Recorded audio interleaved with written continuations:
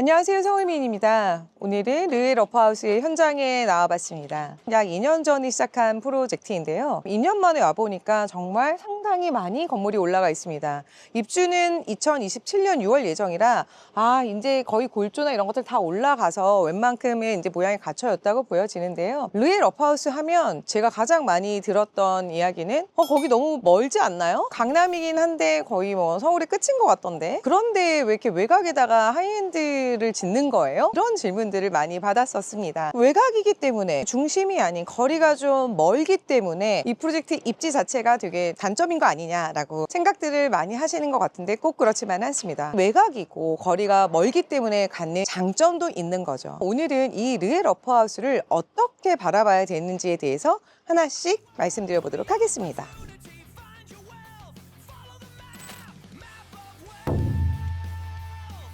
사실상 지금 고급 주거 시장은 썩히 좋은 건 아닙니다. 하이엔드 오피스텔은 강남 쪽을 이제 위주로 해서 시작했다가 중단됐었던 프로젝트들도 있고 이미 또 다 지어졌지만 이후에는 결국은 공급 과다로 인해서 팔리지도 않고 임대조차도 어려운 그런 시장이 되었습니다. 오피스텔 말고도 하이퍼엔드라고 불리우는 200억, 300억 하는 시장들도 크게 다르지는 않았습니다. 살아남은 프로젝트들은 손에 꼽을 정도인 거죠. 라브르 27이라든가 대표적으로 가장 유명한 에테르노 시리즈, 이 두 가지 프로젝트를 빼놓고는 그 외에는 뭐 별로 살아남은 프로젝트가 없는 상황입니다. 이렇듯 이 살얼음판 같은 하이엔드 고급 주거 시장에서 르에 러프하우스는 어떻게 살아남아서 내년에 준공을 앞두고 있고 계약도 꾸준히 나오고 있는 걸까요? 제가 생각하는 그 첫 번째 해답은 바로 땅, 그 본질 자체라고 생각합니다. 허니마을은 1960년대부터 사람이 살기 시작했는데요. 이주민의 정착지였다가 그 이후에는 가구 단지로 유명했었고 현재는 르에 러프하우스의 부지로 해서 개발이 되고 있는 상황입니다. 지금은 이렇게 개발이 잘 진행이 되고 있지만 사실 이 허니마을은 개발이 되기까지 굉장히 오랜 시간이 걸렸었습니다. 원래는 한 2003년경부터 시작을 해서 이 땅을 주택 부지로 해서 개발을 하려고 했던 움직임이 있었습니다. 삼부토건에서 이 땅의 가치를 보고서 이제 매입을 해서 이제 조용한 고급 주거지로 그때 당시에도 해서 이제 개발을 하려고 했었는데 이제 여러 가지 이제 부침이 있고 상황이 안 좋아지면서 2003년부터 시작했던 개발의 움직임은 거의 르에 러프하우스가 시작이 될 때까지 거의 한 20년 정도를 표류했던 부지이기도 합니다. 그렇게 표류했다가 원시행사인 신원종합개발에서 이 프로젝트를 이제 맡고 롯데건설이 같이 진행을 하면서 현재 르에 러프하우스로 개발이 되기 시작을 했는데요. 강남의 마지막 노른자 땅이라는 얘기로 많이 이야기가 됐었습니다. 왜 그랬을까요? 대부분 그냥 되게 외곽이잖아, 멀잖아 라고만 생각을 하시는데 강남의 노른자라고 불렸던 데는 이유가 있습니다. 첫 번째는 일단 주소 자체가 서초구입니다. 서초구 내곡동으로 이제 들어가고요. 서초구라는 거 자체가 일단은 강남 쪽에, 이제 강의 남쪽에서도 그래도 강남 서초가 이제 부촌이니까 이 안에 이제 들어가는 주소지를 갖게 되는 건 거죠. 두 번째는 면적입니다. 이 면적 자체가 대략 한 56,000평 정도가 되는데요. 이 땅의 크기는 엄청나게 큰 거죠. 재건축이 되거나 재개발이 되는 부지가 아닌 이상에는 사실은 뭐 10,000평, 20,000평 가기도 쉽지가 않은 거죠. 그런데 어찌됐건 강남에 이 56,000평의 엄청난 큰 부지가 있다. 세 번째는 접근성입니다. 멀잖아요. 접근성이 되게 안 좋잖아요 라고 생각하는데 그렇지 않습니다. 어찌됐건 서초구 위치에 있기 때문에 조금만 나가보면 바로 강남과 이어지고요. 구룡터널을 지나면 바로 도곡대치 이런 쪽으로 넘어가서 강남의 접근성은 같은 강남 안에 있기 때문에 되게 좋다고 볼 수 있습니다. 그리고 또 하나는 IC가 가깝습니다. IC가 가깝다는 건 서울에서 외곽으로 빠지기가 굉장히 좋다라는 거잖아요. 헌릉 IC가 1km도 안 됩니다. 약 한 770m 정도. 그리고 내곡 IC는 약 한 2.3km 정도. 그래서 결국은 뭐 어느 쪽으로 가던 간에 서울로의 진입과 외곽으로 나가는 게 모두가 차로 이동하기에는 편리한 그런 교통의 요지라고도 볼 수 있습니다. 그래서 르에 러프하우스를 보셨던 이제 고객분들 중에서는 골프 치러 가기 너무 좋다, 외곽을 나가기 너무 좋다, 이런 이야기를 하셨던 분들도 있으셨었습니다. 이 위치가 물론 주변에 뭐가 없기는 합니다. 하지만 이제 10분 정도 거리에 뭐가 있냐, 수서역 환승복합센터에 개발을 하는 거가 이제 굉장히 큰 프로젝트인데 거기에 중요한 거는 바로 신세계 백화점이 들어간다는 점입니다. 강남 신세계보다 수서역에 들어오는 신세계가 제가 알기로는 훨씬 더 큰 규모로 정말 야심차게 그렇게 됐었을 때는 르에 러프하우스 부지에서는 한 10분 정도의 거리밖에 안 되기 때문에 아마 그 모든 인프라를 다 누리실 수 있지 않을까라고 생각이 듭니다. 이 프로젝트의 정식 이름은 브랜드는 르엘 어퍼하우스입니다. 르엘은 롯데건설의 최상위 브랜드, 프리미엄 브랜드의 이름이고요. 어퍼하우스는 고급 빌라로 되게 유명한 브랜드인데요. 르엘은 많이 들어보셔서 잘 아실 것 같고, 어퍼하우스는 아시는 분들은 아시고 모르시는 분들은 아마 잘 모르실 겁니다. 그런데 이 어퍼하우스의 역사를 모르면 이 르엘 어퍼하우스 프로젝트의 본질을 절반은 놓치는 겁니다. 어퍼하우스는 설해마을에서 시작한 고급 빌라 브랜드인데요. 2012년에 어퍼하우스 1차를 설해마을에서 시작을 했고, 그 이후로 2차에서 4차까지 성공적으로 다 잘 마무리가 되었습니다. 그 이후로는 설해마을을 벗어나서 어퍼하우스 청담을 만들었고, 그 역시도 성공적으로 1차가 되어서 지금도 2차를 이제 진행을 하고 있고요. 그 다음으로 남산 어퍼하우스라는 프로젝트로 계속 연이어서 성공해 나간 브랜드인데요.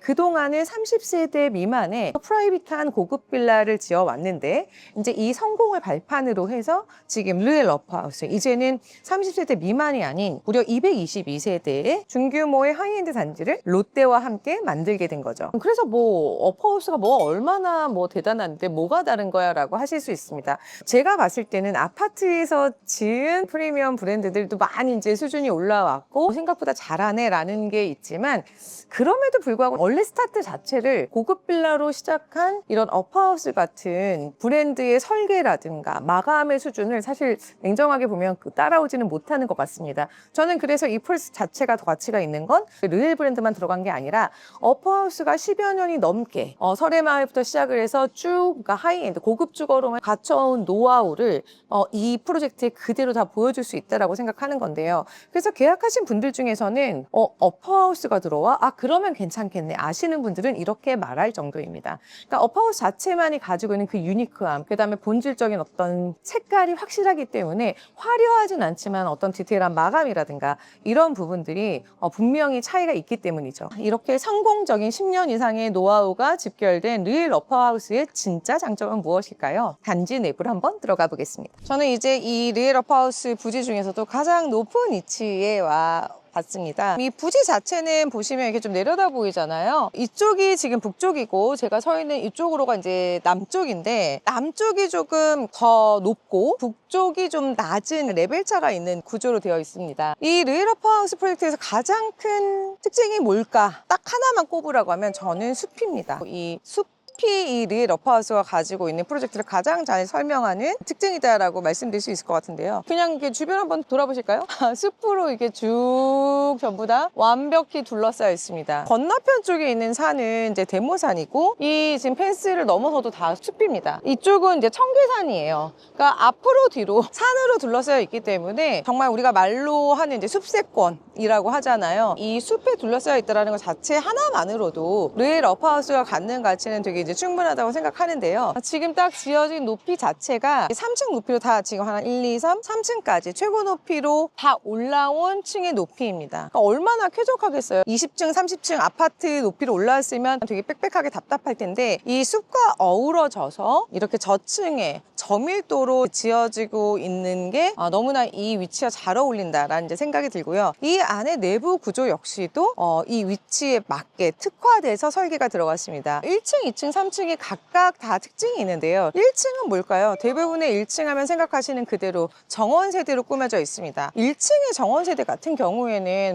지나가다가 밖에서 이렇게 보면은 들여다 보이는 거 아니에요? 라고 이제 하실 수가 있는데, 르엘 어퍼하우스는 굉장히 이제 담을 높게 올렸어요. 레벨 차를 좀 들어 올려서 1층이 시작을 하기 때문에 이렇게 지나가면서 봤었을 때는 전혀 내부가 들여다 보이지 않는다. 1층 같은 경우에는 안에가 이제 정원으로 꾸며지면서 밖이 보이지 않기 때문에 프라이버시가 이제 차단이 되는 거고요. 그 내부 또한 밑으로는 또 이제 하복층 구조를 가지고 있어서 저는 그 구조를 보면서 생각을 들었던 건 정말 복층 구조의 정원이 있는 단독주택 같은데? 라는 이제 생각을 했었습니다. 그럼 1층은 단독주택 같이 정원을 좋아하시는 분들에게 어울린다면 2층은 어떨까요? 2층은 아무래도 나 정원 갖고 있는 거 싫어 이렇게 생각하시는 분들이 좀 좋아하시겠죠. 그렇다고 해서 일반적으로 생각하는 아파트처럼 아무것도 없이 그냥 답답하게만 있는 2층은 또 아닙니다. 2층은 뭐냐, 정원까지는 아니지만 나갈 수 있는 테라스가 있습니다. 보통 생각하는 테라스 하면 아파트 베란다 정도 폭으로 되게 좁은 거 아니야 라고 생각하실 수가 있고, 한남더일이나 나인원 같이 테라스가 있는 경우들도 테라스가 엄청 넓다 이런 생각은 별로 안 드는데요. 이 르엘 어퍼하우스의 2층에 있는 테라스는 폭이 굉장히 넓습니다. 넓습니다. 그래서 단순하게 이게 뭐 티테이블 하나 놓고 쓰는 정도가 아니라 꽤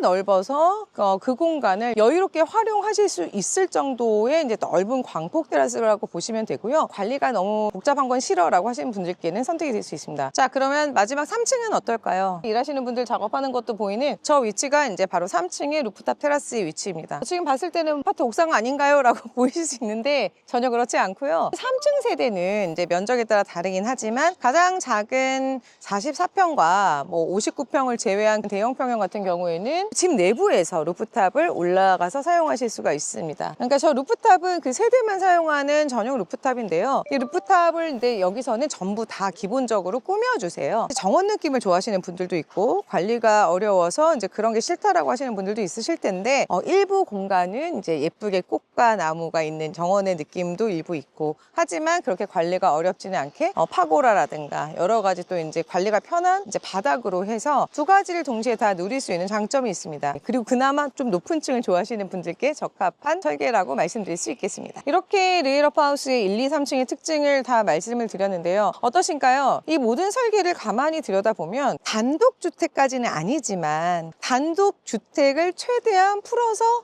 공동주택의 형태로 담아냈다라고 생각을 합니다. 그래야 이 숲세권에서 어떻게 보면 내가 단독처럼 살고 싶지만 그건 너무 불편해. 단독주택은 아니지만 비슷하게 장점을 가장 극대화한 커뮤니티를 가진 하이엔드 단지라고 말씀드릴 수 있겠습니다. 이번에는 숫자 이야기를 한번 해보겠습니다. 르이러퍼하우스의 전체 총 면적은 약 56,000평 정도 되는데요. 그 중에서 건축이 가능한 이제 대지 면적은 약 18,000평 정도입니다. 근데 이 중에서 실질적으로 건물이 올라가는 그 비율은 얼마냐? 전체 대지 면적의 한 20% 정도밖에 안 되는데요. 건폐율이 약 20% 정도라고 하면 얼마나 쾌적한지에 대한 거를 상상하실 수 있을 겁니다. 한남더일 같은 경우도 33,000평 정도 되거든요. 총 세대수는 600세대. 그것만 해도 되게 넓은 부지에 와 되게 쾌적하다라고 얘기를 하시고 근데 르이러프하우스는 지금 말씀드린 전체 총 면적이 숲을 포함해서 56,000평에서 단 222세대만 있으니 얼마나 쾌적하고 저밀도인지를 생각해 보실 수 있을 겁니다. 자, 이 면적 대비 그러면 이제 세대로 봤었을 때 또 하나를 이제 말씀드릴 수 있는 건 대지 면적입니다. 특히나 한남더위를 이제 분양하고 매입을 하시는 이제 분들을 보면서 생각이 들었던 것 중에 하나는 와 대지 면적 정말 중요하다라는 거였습니다. 특히나 한남더위 같은 경우도 워낙에 큰 면적에 세대수가 적다 보니 굉장히 넓은 대지 면적이 이제 세대당 주어집니다. 제가 기억하기로는 주력 평형이 뭐 70평, 80평대 같은 경우는 대지 지분만 70평 가깝게 넓은 이제 대지 면적을 주는 걸로도 한남더위 이제 굉장히 유명한데요. 나인원 한남도 뭐 더일만큼은 아니지만 세대당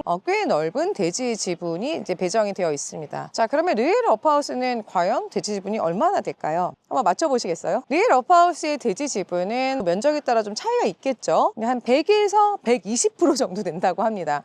쉽게 말해서 뭐 60평이다 그러면은 뭐 60에서 한 뭐 70평 정도 뭐 이런 식으로 된다라는 거죠. 대지 지분 얘기를 이렇게 말씀을 드리면 그런 얘기를 하세요. 아니 뭐 여기를 뭐 당장 지금 사가지고 재건축할 것도 아닌데 뭐 그게 또 뭐 그렇게 크게 중요한 건가요? 또 이런 질문을 하시는 분이 있을 수 있습니다. 언젠가는 또 이제 노후화가 되고 향후에 몇십 년, 뭐 50년 이상 갔었을 때는 또 어떤 일이 있을지 모르니 이걸 매입하시는 분들은 결국은 내가 이만큼의 땅을 여기 이 위치에 가지고 있다라는 부분에서 대지 지분 역시도 중요한 부분이라고 생각을 합니다. 앞선 영상에서도 늘 말씀드렸던 내용이 있는데요. 이제 하이엔드 주거 시장은 트렌드 자체가 넘어가고 있다. 그 트렌드가 예전에는 30세대 미만의 프라이버시만 되게 중요시하던 그런 고급 빌라 같은 이제 그런 정도의 소규모의 이제 수준에서 지금은 이제 중규모 정도로 2, 300세대 뭐 몇백 세대 하지만 1000세대 이상은 넘어가지 않는 그런 규모로 지금 트렌드가 넘어가고 있다고 늘 말씀드려 왔는데요. 30세대 미만으로 했었을 때는 극강의 프라이버시가 있기는 하지만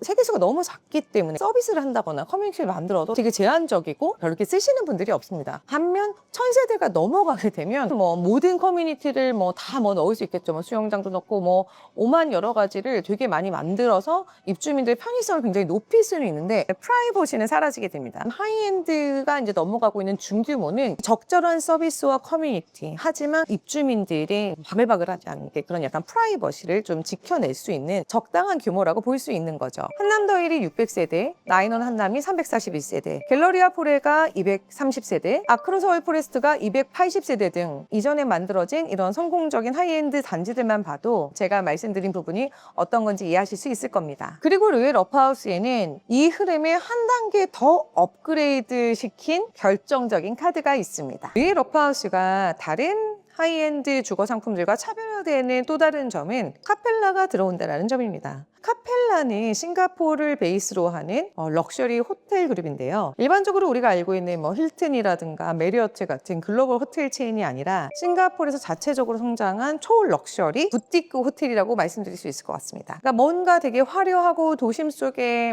층 높고 화려한 그런 거를 보여주는 호텔이 아니라 저밀도의 약간 리조트형의 호텔로 차분하고 조용한 환경과 어우러지는 그런 걸 되게 중요시 한다라고 해요. 이런 카펠라 그룹의 이제 성격을 보니 되게 르웰 러프하우스랑 뭔가 잘 맞는 것 같다라는 이제 생각이 들었습니다. 그러면 카펠라가 르웰 러프하우스에 어떤 식으로 들어올까요? 이 르웰 러프하우스의 프로젝트에 입구에 카펠라 호텔이 이제 들어오게 됩니다. 호텔에 있는 어떤 숙박시설은 제외하고 나머지 부대 시설이 이제 들어온다라고 이해하시면 되는데요. 단지의 제일 입구, 메인 게이트의 입구 쪽에 위치해 있어서 내부에 있는 입주민들과 외부에서도 사용을 할 수 있는 것으로 예상이 됩니다. 규모 자체는 대략적으로 한 2,000여 평 정도가 되는데요. 호텔에 멤버십으로 이용할 수 있는 면적들이라든가 이런 걸 생각을 했었을 때 숙박시설을 제외하고 2,000여 평이라고 하면은 작지 않은 사이즈입니다. 그 안에 레스토랑, 피트니스, 수영장 등등의 여러 가지 커뮤니티 같은 시설들이 이제 들어오게 되는 거죠. 그리고 카펠라는 또 다른 형태로 르웰 러프하우스 안에 들어오는 걸로 예정되어 있습니다. 그게 무엇이냐? 안쪽에 아까 제가 이제 서 있었던 가장 높은 쪽이 있었는데요. 그 자리는 바로 단독주택 용지로 되어 있습니다. 르웰 러프하우스 자체는 공동주택의 형식이고 완벽하게 단독주택은 아니지만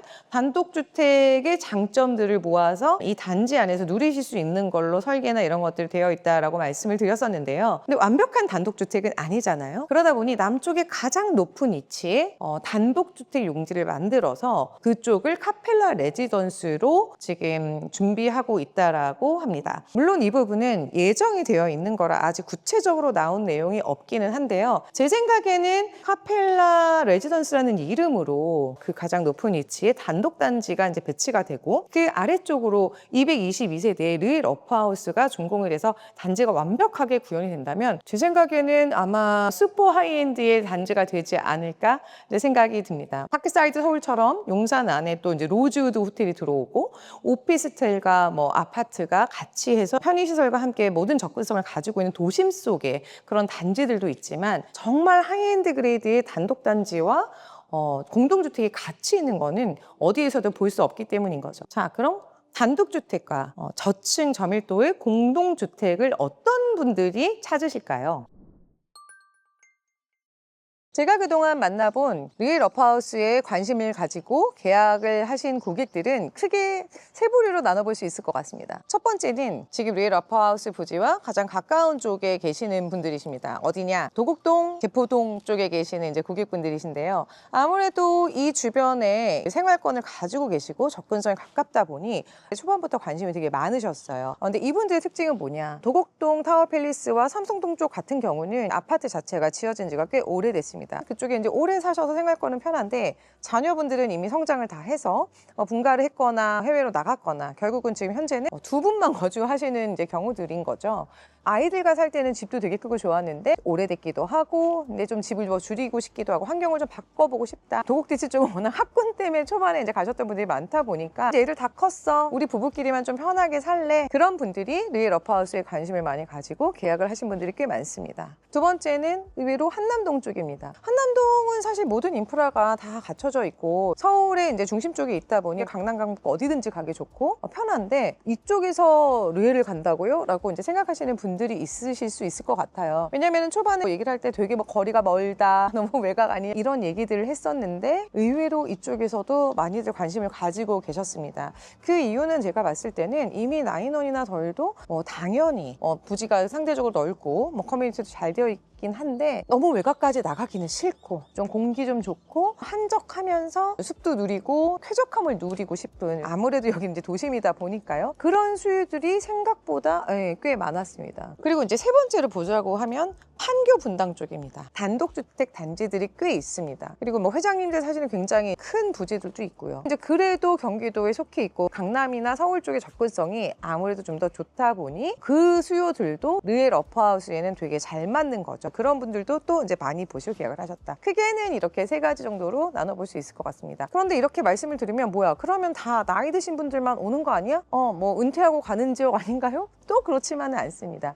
왜냐하면 요즘 트렌드가 젊으신 분들 같은 경우에는 도곡대치 쪽에 막 학원을 보내야 된다, 막 이럴 때는 어쩔 수 없이 이제 아파트 쪽으로 가거나 학원이 가까운 쪽으로 가시기는 하는데, 오히려 자녀가 뭐 미취학이다, 좀 어릴 때는 평창 성북동 같이 단독주택이라든가 자연이 있는 쪽에서 좀 키우고 싶다, 그렇게 키우다가 나중에 이제 애들이 학교 가면은 올라와서 애들을 이제 학원가를 보내야지 하는 이제 그런 분들도 계시고, 아예 자녀들 여기서 키우다가 유학을 아예 보낸다든가, 그렇기 때문에 무조건 다 은퇴하시거나 나이가 많으신 분들만 오지는 않습니다. 제가 아는 고객분 같은 경우에도 설해마을에 거주하고 계신데, 예전 편에도 말씀드렸지만 거기도 되게 조용한 동네잖아요. 그러다 보니 오히려 설해마을에 있는 주택을 처분하고 르에 러프하우스를 계약하신 고객분도 있으세요. 왜냐하면 단지가 갖는 쾌적함, 커뮤니티, 뭐 서울에는 있다라는 점들이 우리가 일반적으로 생각했을 때 너무 멀고 되게 외저라는 게 아니라 가지고 있는 숨은 장점들을 보고서 오는 수요들이 다양하게 있다라고 말씀드릴 수 있을 것 같습니다. 결국 평창 성북은 강남 인프라가 멀고, 판교 분당의 단독주택은